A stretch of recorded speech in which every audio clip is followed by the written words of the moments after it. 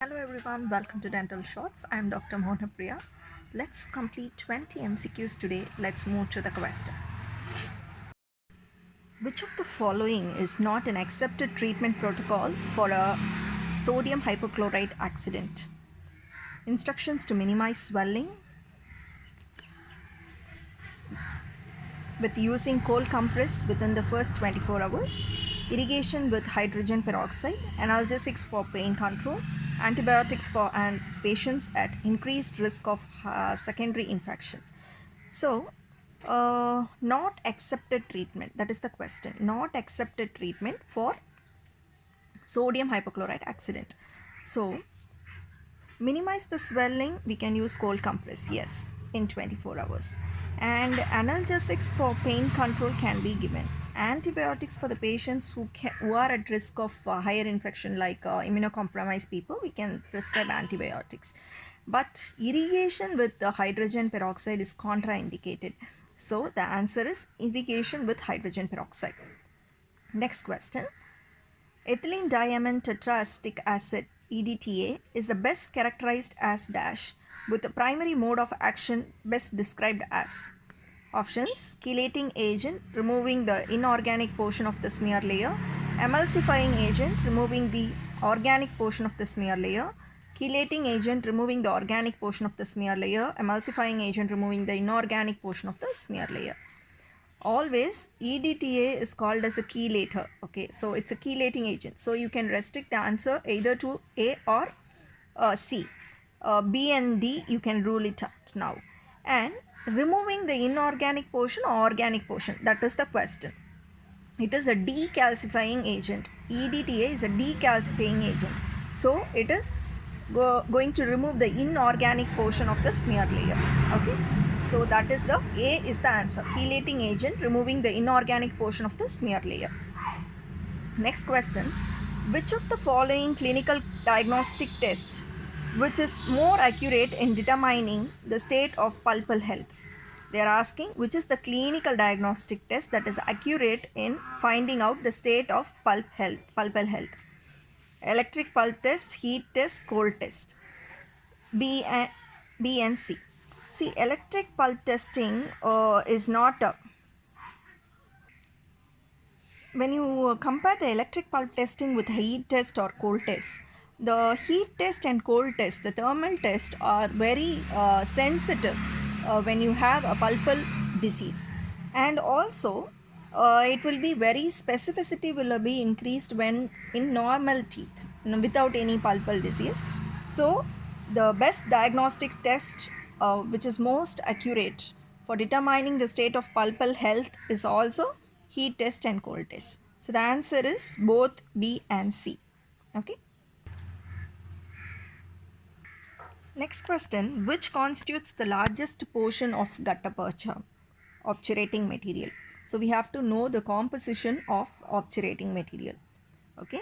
So they have given the option gutta percha, zinc oxide, wax and resins, heavy metals and salt. You have to understand the composition has a zinc oxide highest amount and wax and resin lowest amount. So the answer is zinc oxide. If you see the percentage, the gutta percha A is only 19 to 29 percentage. 19 to 22 percentage, and zinc oxide is nearly 59 to 79 percentage. That's why the answer is zinc oxide.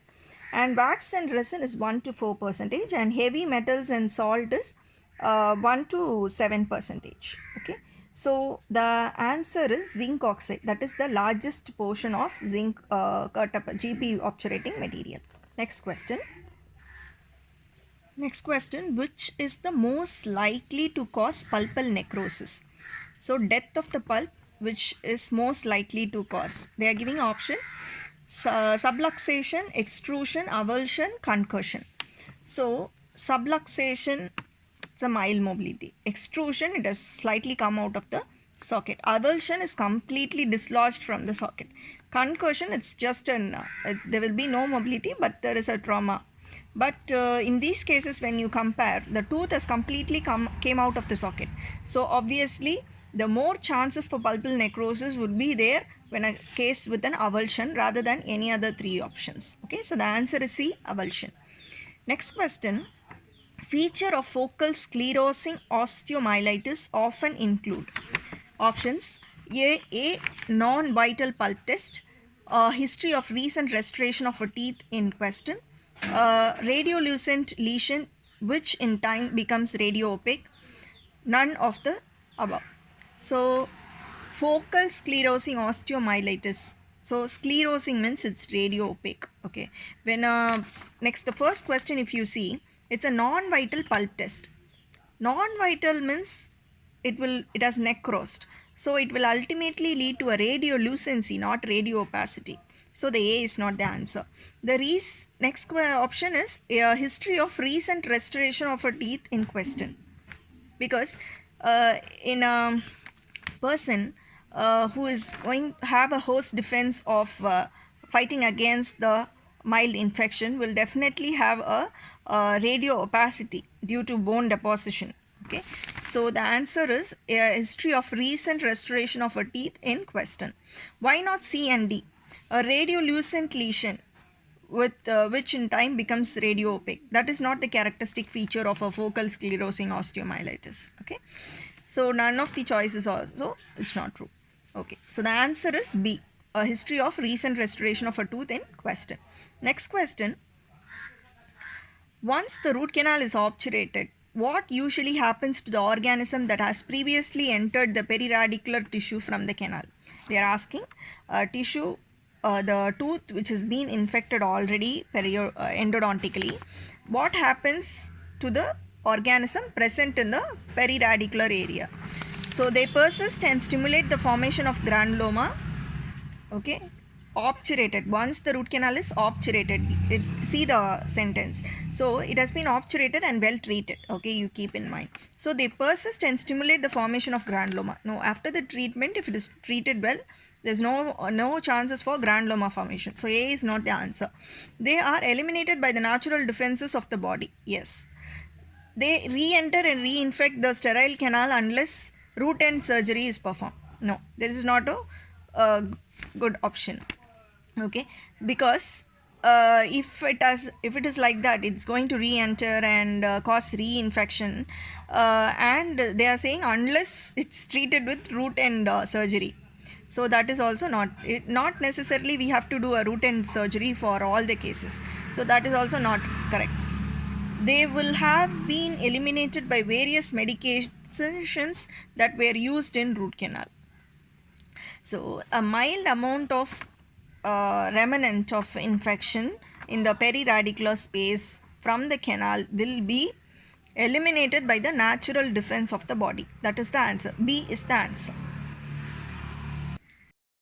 Hello, are you there? We have completed 7 questions, still 13 more questions to go. Are you in track? If you are tired, have a small hot drink, coffee, and then come back soon. I'm waiting here. Pause the video and go. Next question. Which is dental wear caused by tooth-to-tooth contact called? So a tooth wear, a dental wear, when the tooth and tooth gets in contact, what is that type of dental wear they're asking? Abrasion, erosion, attrition, abfraction.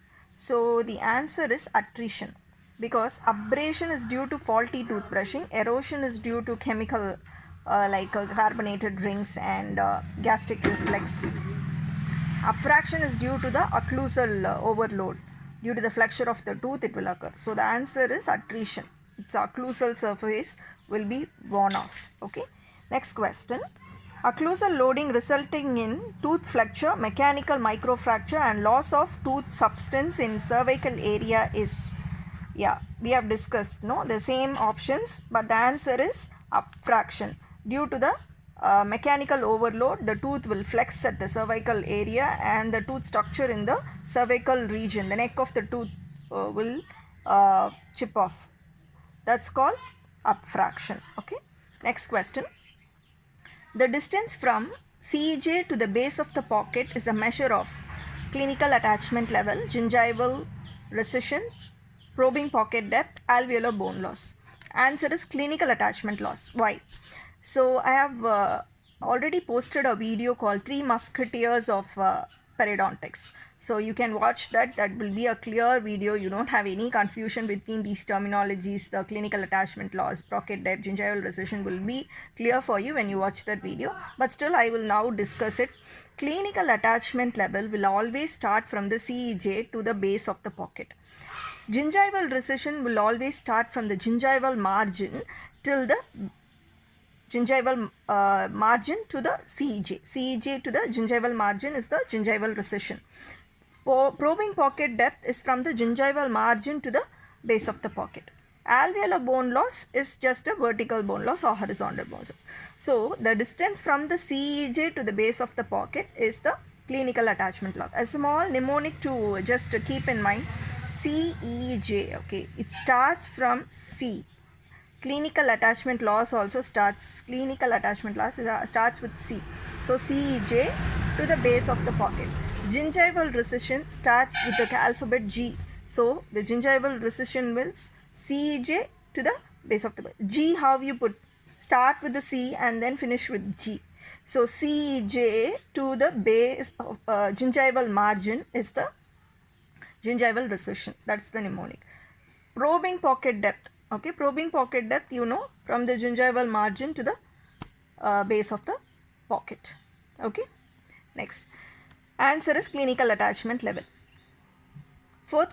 Next question is, your examination reveals a probing pocket depth of 6 mm. They are saying probing pocket depth 6 mm on the facial surface of 230. And gingival margin is 2 mm apical to the CEJ. What does it mean when the gingival margin is apical to the CEJ? It means there is a gingival recession of 2 mm. That's what it means. They have written also there is a 2 mm gingival recession on the facial surface. How much clinical attachment loss is occurred on the facial surface? When you have a probing pocket depth and gingival recession, the calculation of CAL will be done by adding the gingival recession with the base of the pocket. So they have told pocket depth is 6 and recession is 2. When you add these two, it will be 8 mm. So that's the answer. Next question.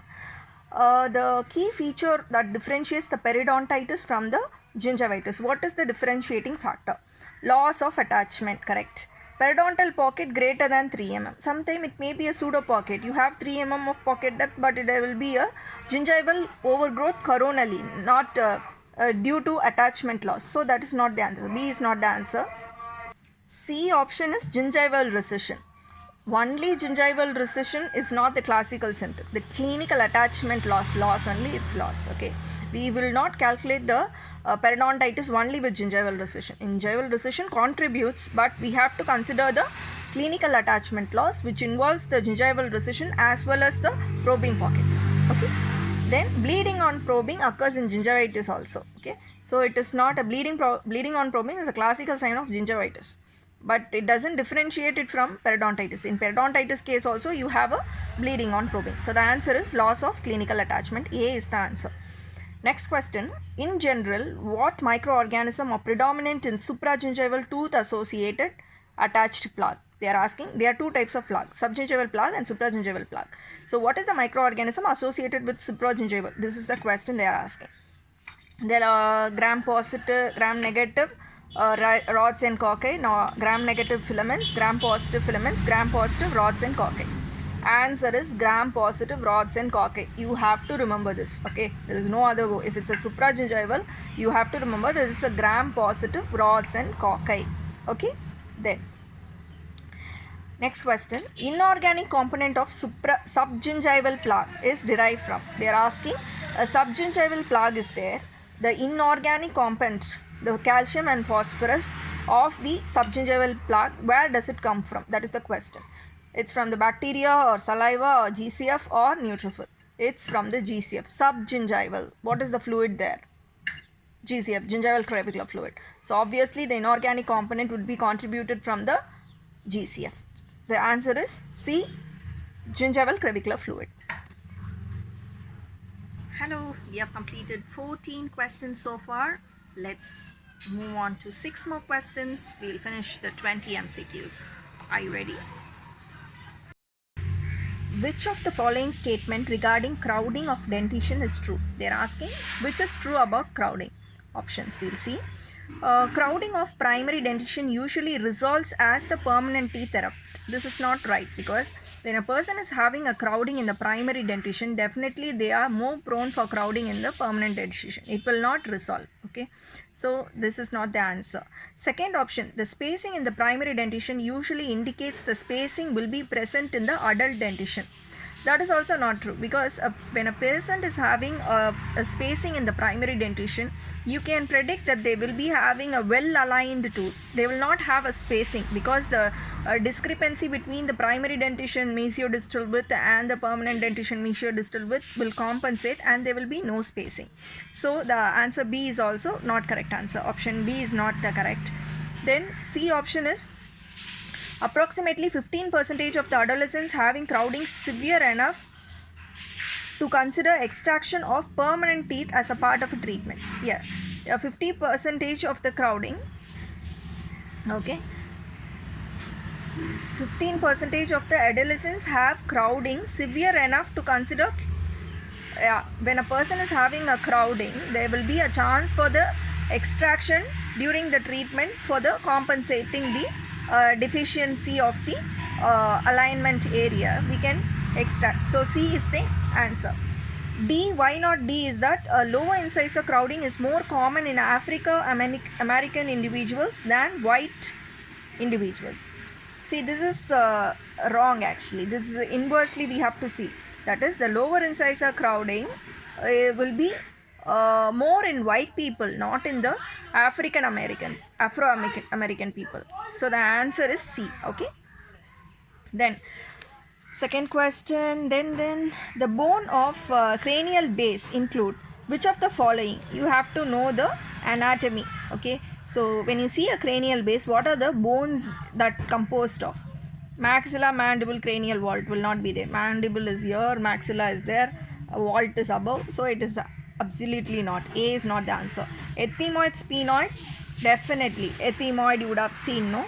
Foramen cecum and sphenoid, body of sphenoid, everything lies on the cranial base. So B is the answer. Why not C? Palatal, nasal, zygoma, they are all away from there. They are outside. Okay, that's not in the cranial base. Okay. Then frontal parietal also, it contributes to the skull, cranial vault, not the cranial base. So the answer is ethmoid, sphenoid, occipital. B is the right answer. Next, according to Scamon's growth curve, which of the following tissue has a growth increase that can be used to predict timing of adolescent growth? The growth spurt, they are asking which tissue growth can be correlated with the growth spurt according to Scamon's growth curve. The options are neural tissues, lymphoid tissue and reproductive tissue. Definitely reproductive tissue, because the secondary sexual characters will be an indication that the patient is under the adolescent growth spurt. Okay, so the reproductive tissue is the correct answer. Okay, then children in primary dentition most often present with an increased overbite, decreased overbite, ideal overbite, significant open bite. Okay, they will have a decreased overbite. Mostly they will be having a edge to edge contact. So the answer is decreased overbite. Okay, increased overbite will not be there. When you see a child, you can obviously there see it's the edge to edge. If it's ideal, it's be edge to edge or a decreased overbite. Okay, so the B is the answer. Next, adult patient has a class 2 molar relationship and the cephalometric A and B angle of 2 degree. Which type of malocclusion? Class 2 dental, class 2 skeletal, class 1 dental, class 2 skeletal. So the answer is they have told class 2 molar relationship. So it is a class 2 class 2 you can segregate. So this option C you can rule out. Okay, then class 2 dental. Skeletally, whether it is there or not, you have to see in the A and B angle. The 2 degree is normal. The maxillomandibular relationship will be reflected in the A and B angle. 2 degree is okay. So it is only composed of dental malocclusion. It is not contributing to the skeletal malocclusion. So the answer is A, class 2 dental malocclusion. Okay. Next question.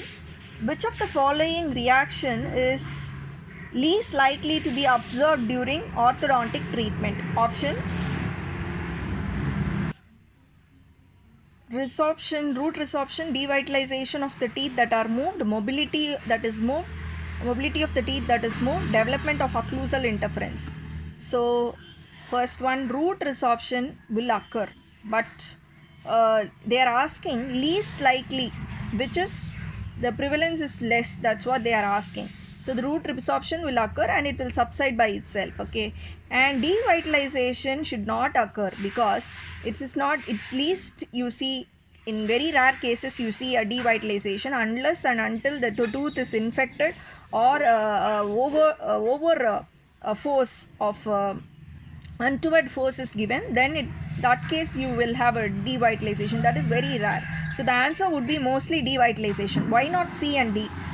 The C is mobility of the teeth that are moved. Yeah, definitely when the tooth is moving from one position to other position, you will have a mild mobility because the periodontal ligament widens and adapts to that particular area. So mobility of the teeth is, of course, it will be seen. So the C is not the answer. D is development of occlusal interference. Occlusal interference also, when you move, it is not been finalized, no, that time the patient may feel the occlusal interferences. So the least possible thing is the devitalization of the tooth, when a tooth will not, most rarely become a non-vital. Okay, so the answer is B, devitalization of the teeth that are moved.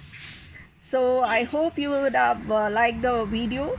20 MCQs we have finished now, and if you want to see all the MCQ discussion which have been done in the dental shorts video, kindly watch that in our YouTube channel. Kindly subscribe and leave a comment about how you feel about this video, and if you want any suggestions and opinions or any topic of concern you want me to take lecture, let me know. Okay, so God bless you all. Thank you.